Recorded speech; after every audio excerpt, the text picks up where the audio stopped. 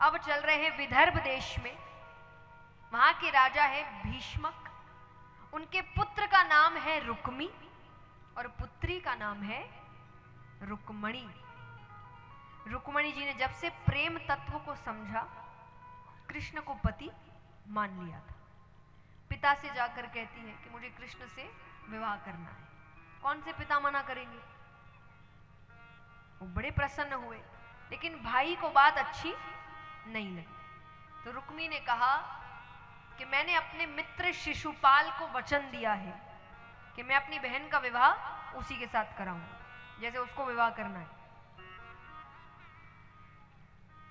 रुक्मणी जी को समझ नहीं आ रहा, पिता भी यहां कुछ बोल नहीं पा रहे। बच्चे बड़े हो जाए तो माँ बाप की ज्यादा चलती नहीं है,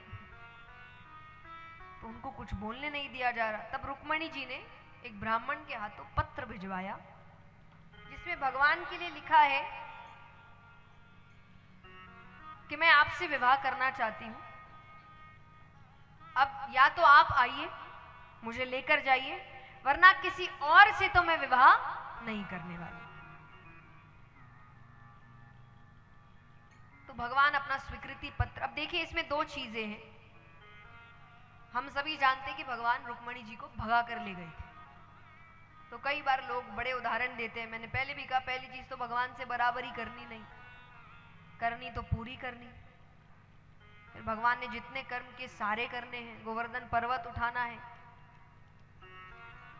है ना, 7 फनों के सर्प पे नृत्य किया, एक फन के सामने कुछ देर खड़े रहना है, और ये सब नहीं कर सकते तो बाकी सब भी नहीं करना। तो बराबरी करनी है, पूरी करो, वरना बिल्कुल मत करो। तो कई बार लोग इसका कहते, तो इस पर भी देखिए टिप्पणियां करी गई है। पहली चीज तो दोनों की तरफ के जो बड़े बड़े हैं वो राजी हैं। रुक्मणी जी के पिता राजी हैं, और यहां पत्र आने के बाद भी भगवान ने पहले बलदाऊ भैया को देखा है कि मुझे क्या करना चाहिए। बलदाऊ भैया ने कहा, आप कर लो शादी, उम्र हो गई है, अभी तो पत्र आ रहे हैं, फिर ये भी बंद हो जाएंगे। तो दोनों ने अपने अपने घर के बड़ों को मना लिया है। दूसरा, हम ये भूल जाते हैं कि ये दोनों असल में है कौन।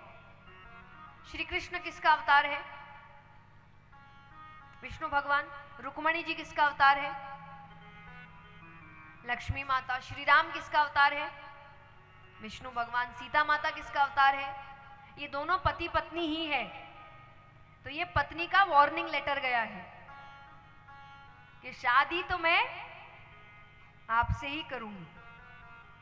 तो भगवान ने स्वीकृति पत्र दिया कि जब आप मंदिर आएंगे पूजा के लिए, मैं वहां से भगाकर ले जाऊंगी। और माता आती है पूजा के लिए, भगवान रथ भगाते हुए आते हैं, रुक्मणी जी का हाथ पकड़ते हैं और लेकर भाग जाते हैं।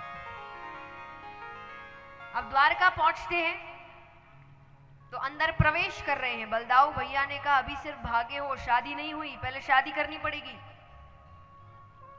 तो रुक्मणी जी कहे, मेरे तरफ कौन खड़ा रहेगा? बोले, इसके तो भक्त आ जाएंगे बाराती बनकर, तुम्हारी तरफ मैं हूं।